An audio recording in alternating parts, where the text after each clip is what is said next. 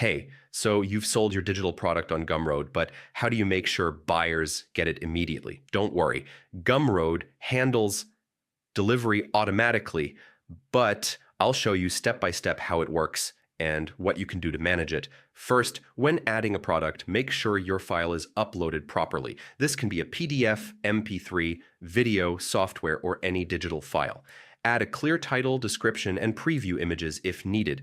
Buyers should know exactly what they're getting. Gumroad automatically delivers digital products after purchase. Make sure the product type is set to digital, so delivery is instant. It's a good idea to test the download link yourself.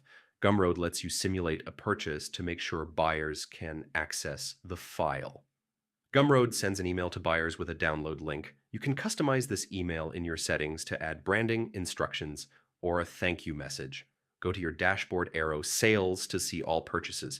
You can check which buyers have downloaded your product and resend links if needed. If a buyer has trouble downloading, you can resend the product link manually or answer support questions. Quick responses improve trust. So yeah, that's how you deliver digital products on Gumroad.